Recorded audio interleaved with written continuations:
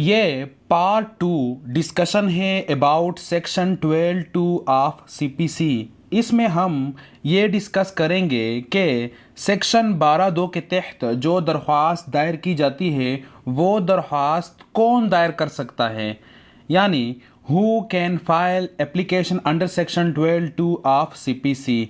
इस मसले को एड्रेस किया गया है 2015 वायलार पेज जो है 2194 लाहौर हाई कोर्ट की जजमेंट है। डिस्कस करते हैं civil procedure code 1908 section 12(2) applicant sought setting aside of judgment under section 12(2) CPC validity.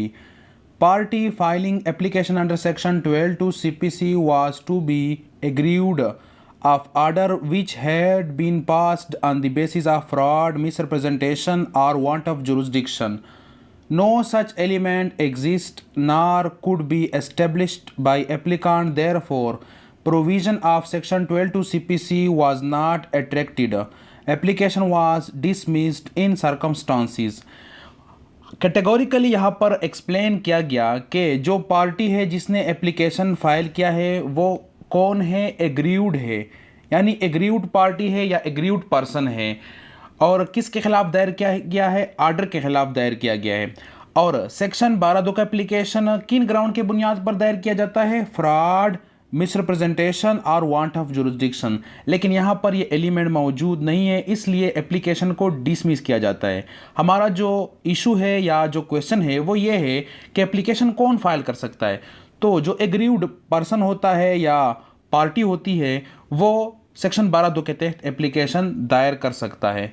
इसी मसले को एड्रेस किया गया है 1996 CLC पेज जो है 1814 लाहौर हाई कोर्ट की जजमेंट है। इसको डिस्कस करते हैं। Civil procedure code 1908 section 12(2) and 115 petitioner being not party to degree challenging the same in terms of section 12(2) CPC। एक बात ये एक्सप्लेन की गई कि जो पिटिशनर है वो पार्टी नहीं है इस डिग्री में जो इशू हो गई है या पास हो गई है। अब जो फरीक नहीं है उसने इस डिग्री को चैलेंज किया गया है सेक्शन 12(2) के रोशनी में। लोकस स्टैंडाई यानी right of appearance before court, क्या राइट बनता है कि वो कोर्ट के सामने आ जाए, एप्लीकेशन दायर करे, यानी लोकस स्टैंडाई हासिल है या नहीं। Of petitioner to challenge decree in question in order to invoke jurisdiction of court under section 12(2) CPC for reversal of judgment यानी cancellation of judgment decree order on ground of fraud, misrepresentation or want of jurisdiction. It is not necessary that only parties to suit या proceedings have necessary locus standi, यानी ये ज़रूरी नहीं है कि जो फारिकैन हैं मुकदमे के वो सिर्फ 12(2) के तहत राइट रखते हैं कि वो एप्लीकेशन दायर करें, बल्कि इसके अलावा जो फरीक नहीं है वो भी एप्लीकेशन दायर कर सकता है।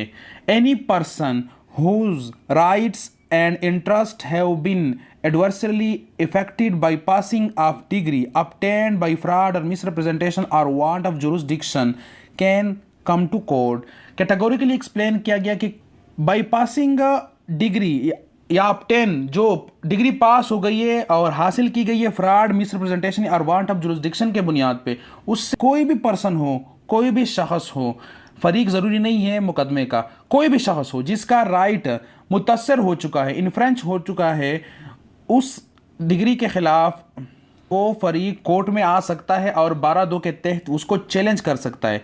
Only such person was competent to move the court whose legal rights have been jeopardized by degree judgment order in question, यानी उसका राइट जो है वो कम इन थ्रेट ख़तरे में आ चुका है, उसको नुकसान पहुंच चुका है। तो जिस पर्सन के राइट को नुकसान पहुंच जाए किसी डिग्री जजमेंट या आर्डर से, वो कॉम्पिटेंट है कि वो कोर्ट में आ सकता है और 12(2) के तहत एप्लीकेशन दायर कर सकता है। Decree and judgment in question was rendered यानी passed at the back of the petitioner who had been acknowledged as owner in earlier proceedings was set aside and case was remanded to trial court for deciding afresh the application under section 12(2) CPC in accordance with law।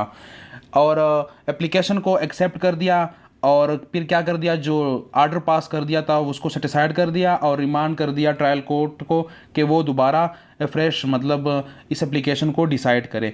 और यही मसला address किया गया है 1993 ACMR page जो है 662, 1984 ACMR page जो है 586, 1982 PLD पेज जो है 172, 1988 CLC पेज जो है 2456 के कोई भी फरीक या कोई भी पर्सन एग्रीड पर्सन वो सेक्शन 12(2) के तहत एप्लीकेशन दायर कर सकता है किसी भी डिग्री, जजमेंट या आर्डर के खिलाफ जो हासिल की गई हो फ्रॉड, मिसरिप्रेजेंटेशन और वांट ऑफ जुरिसडिक्शन के बुनियाद पर। और यही मसला एड्रेस की गई है 1993 ACMR पेज जो है 1516 सुप्रीम कोर्ट ऑफ पाकिस्तान की जजमेंट है, डिस्कस करते हैं। Para B Civil Procedure Code 1908 Section 12 application under Section 12 CPC by a person who was not a party to the proceedings in which imputed order was passed। Maintainability application दायर किया गया है उस person की तरफ से जो फरीक नहीं है मुकदमे में, कार्रवाई में, क्या मेंटेनेबल है या नहीं है। If a person is adversely affected by an order or judgment of court or tribunal rendered in a proceeding to which he was not a party and to which proceeding Civil Procedure Code 1908 was applicable, he can file an application under Section 12 to CPC for the reason that the ward person and not judgment debtor or his successor in interest or the ward party to the suit has been used in Section 12 to CPC। यानी section 12 to CPC में ward जो है person इस्तेमाल किया गया है, ना कि फरीक या कोई और। इसी मसले को एड्रेस किया गया है 1993 ACMR पेज जो है 662 के कोई भी शख्स 12(2) के तहत एप्लीकेशन दायर कर सकता है किसी भी जजमेंट, डिग्री, आर्डर के खिलाफ जिससे उसका राइट मुतअस्सर हो चुका है और उस कोर्ट और उस ट्रिब्यूनल में दायर कर सकता है जहां पर सिविल प्रोसीजर कोड एप्लीकेबल है यानी अप्लाई होता है। तो वो हम डिस्कस कर चुके हैं कि किस किस फॉरम पर सेक्शन 12(2) एप्लीकेबल है या उसके तहत एप्लीकेशन दायर किया जा सकता है।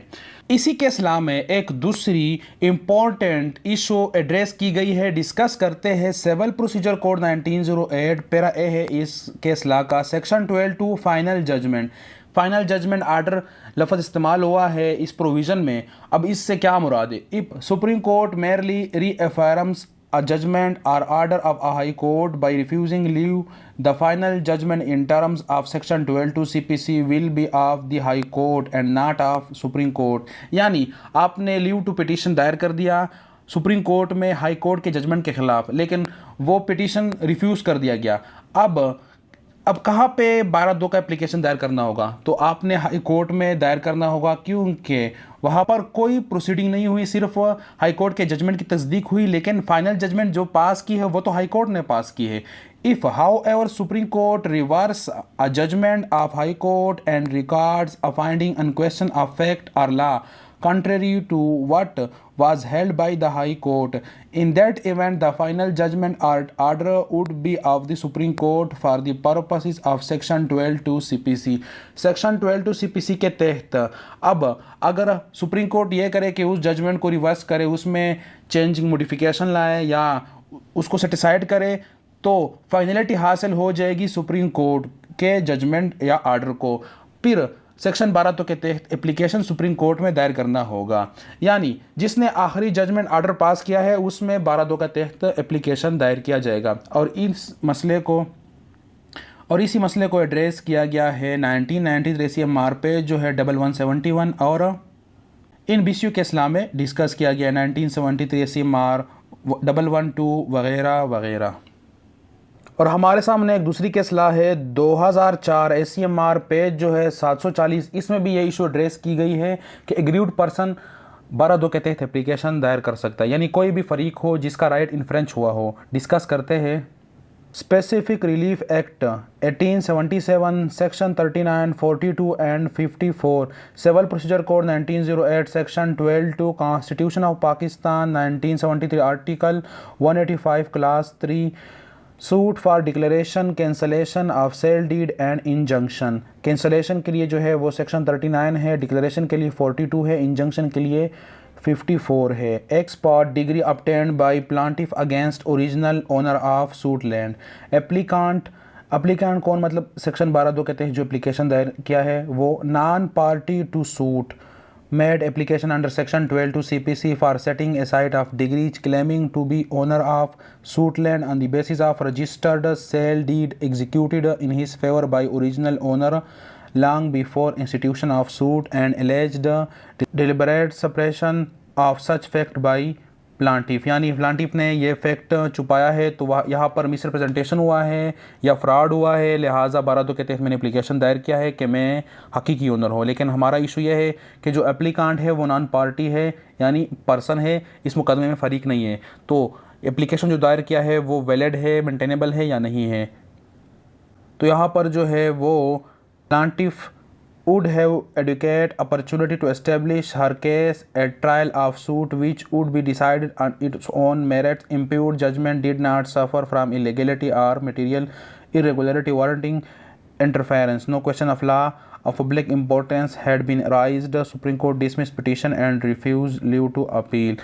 उसके जो पिटीशन जो दायर किया गया था उसको रिफ्यूज़ कर दिया और बताया कि जो ट्रायल है उसमें पता चल जाएगा कि कौन मालिक है, यानी सब कुछ उसमें डिसाइड हो जाएगा मेरिट पर। लेकिन मेन इशू ये है कि जो एप्लीकांट है उसने जो एप्लीकेशन दायर किया है वो पर्सन है, लिहाजा कोई भी फरीक जो है वो एप्लीकेशन दायर कर सकता है सेक्शन 12(2) के तहत, बसूरत ये कि जो आर्डर डिग्री पास हुई है उससे उसका राइट जो है वो मुतअस्सर हो चुका है, यानी वो मुतअस्सरा फरीक बन चुका है, तब 12(2) के तहत एप्लीकेशन मेंटेनेबल होगा। बसूरत दीगर मेंटेनेबल नहीं है और उसके लिए ग्राउंड भी फ्रॉड यानी धोखाधड़ी और हालत बयानी और अदम इख्तियारात समाहत हो।